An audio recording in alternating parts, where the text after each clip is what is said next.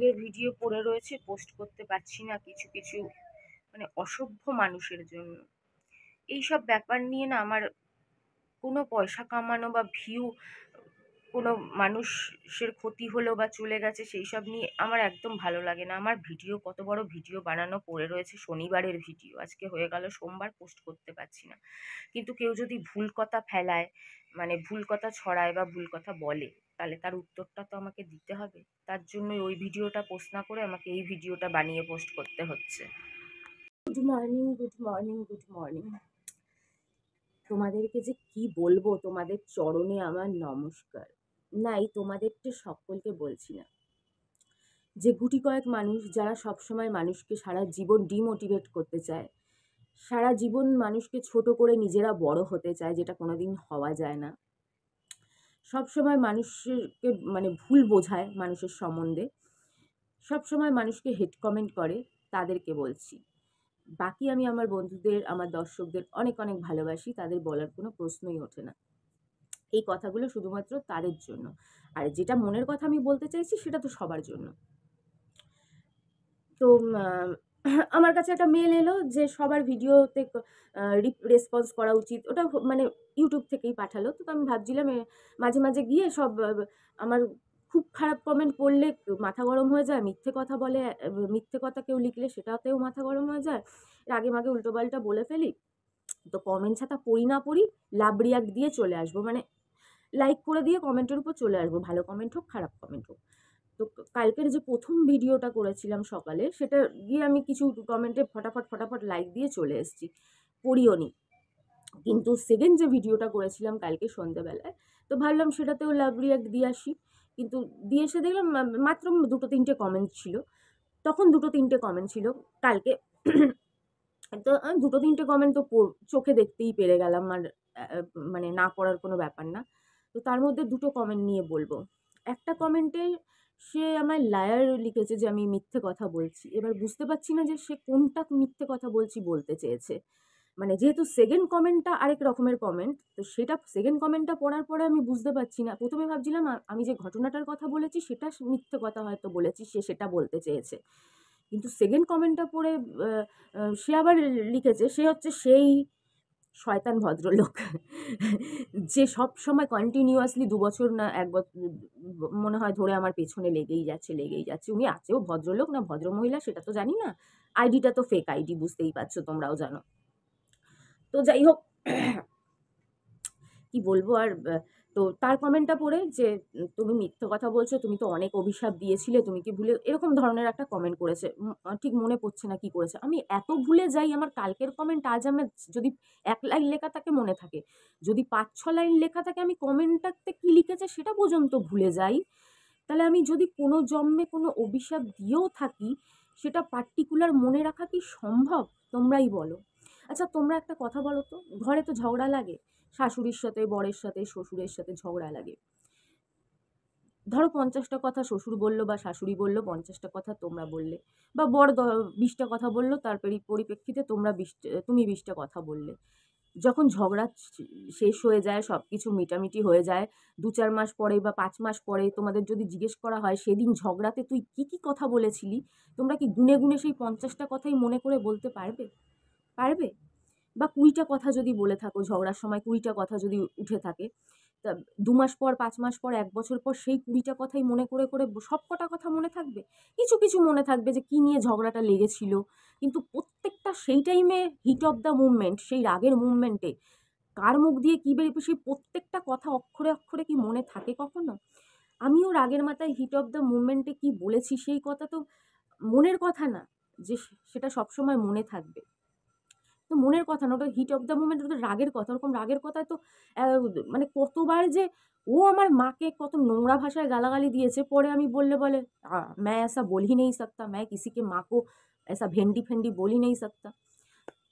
তো মানে এইরকম যে মানুষ 10টা 20টা কথা বলে, কিন্তু পরে কি সেগুলো মনে থাকে? এতে তো মিথ্যে কথা বলার কিছু নেই। তবে আমি এখনো বলতে পারি, যেরকম আমি কারো নাম ধরে বলিনি যে সে হার্ট অ্যাটাকে মরে যাক বা ক্যান্সারে মরে যাক, কেউ মরে যাক।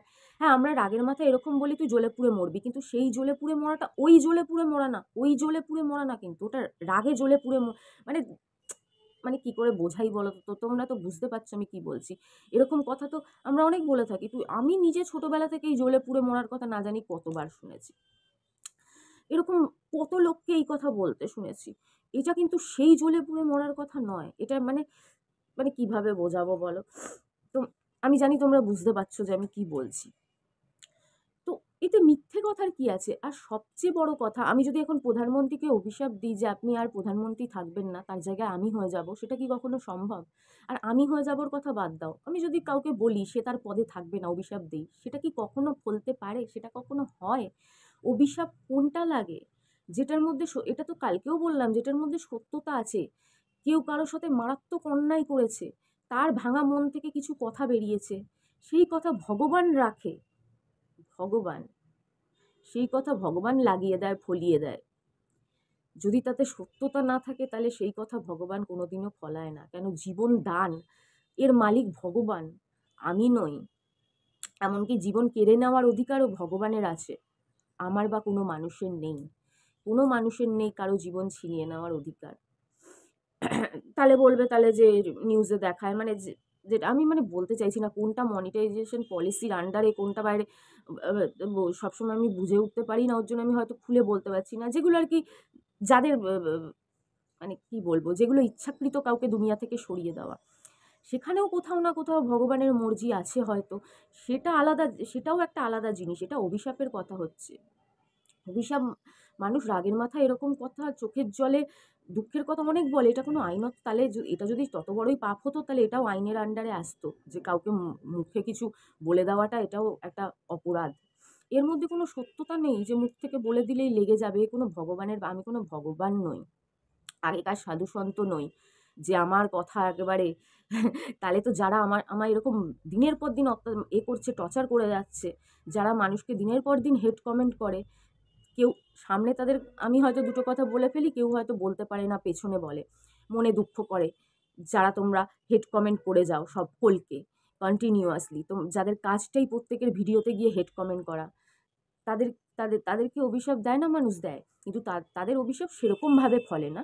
ছোটোখাটো ব্যাপার, ছোটোখাটোভাবেই হয়তো তাদের কোনো ক্ষতি হয়, তারা বুঝতেও পারে না যে এই ক্ষতিটা তার জন্য হচ্ছে, যে তারা যেই কর্মগুলো করে যাচ্ছে তার জন্য সেই ক্ষতিটা হচ্ছে, তারা বুঝতেও পারে না। তারা ভাবছে হয়েছে, কপালে লেখা ছিল বা এটা হওয়ার ছিল তাই হয়েছে।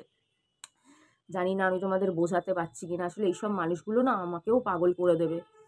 করে দেবে কোনো অসুবিধা নেই, ওই যে ভগবান আছে। অন্যকে পাগল করে দিলে কি নিজে ছাড় পাবে?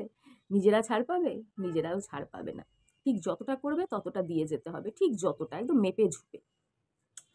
আরেকজন, হ্যাঁ, যে লিখেছে লায়ার নাকি লিখেছিল, যাই হোক এরকমই কিছু লিখেছিল। তাকে তারটা কি বলবো আমি তো বুঝতেই পারছি না। সেও কি ওটা বলতে চেয়েছে না আমি অভিশাপ তো দিয়েছিলাম, আ আমি এখন বলছি দেইনি বা অল্প দিয়েছি বা কিছু। সেইটা লায়ার বলতে চাইছে না ঘটনাটাই মিথ্যে কথা বলছি? ভাই, অনেকের কাছে তো ওর ফোন নাম্বার আছে, তাই না? ভুল করে দুবার আমি ভুল করে ফোন নাম্বারটা চলে গেছিল। তা আমায় না বলে তাকে জিজ্ঞেস করে নিলেই হয় যে আমি মিথ্যে বলছি না সত্যি বলছি, সেই বলে দেবে। আমার কাছে রাত্রি 12:30টার পর মেসেজ আসে, যেখানে ৩-৪টেই মাত্র মেসেজ আসে, বেশি নয়। আর সেই অবস্থাতে এর চেয়ে বেশি মেসেজ পড়াও তো সম্ভব নয়। তারপর থেকে এখনো আমার মনের দুঃখে বা যেটাই বলো খারাপ একটা লাগছে, কোথাও না কোথাও একটা খারাপ তো লাগবেই। তার জন্য আমি নিজেও এখনো কি বলবো, কি জিজ্ঞেস করবো বলে উঠতে পারিনি এখন অবধি। ভেবেছিলাম আজকে কথা বলবো, কিন্তু এখনো অবধি বলে ওঠা হয়নি। যে ৩-৪টে মেসেজ করেছে সেটা হলো, ১ম "তেরা আভি সব ফল গয়া, তু আব খুশ হ্যায় তো", এরকম ওর নাম নিয়ে বলেছে, "ও চলি গই", আর তোমার কি যেন, "मैं भी हार्ट अटैक में चला जाता तो अच्छा होता"। তো এগুলো থেকে আমি কি বুঝবো?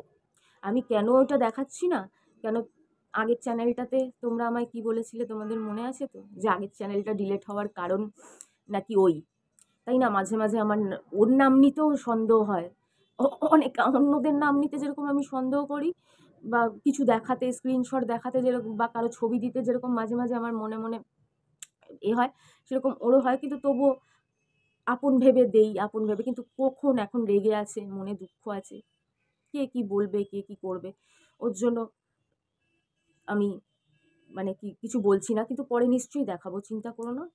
এরকম এটা যদি মনিটাইজেশন পলিসির কোনো বাইরে না হয়, মেসেজ দেখানো বা কিছু দেখানো, মনে হয় না এটা বাইরে কেন। আমি তো মনে হয় শিবম টিবমের বা বৈষ্ণবীদের কিছু বললে আমি সেটা দেখাই।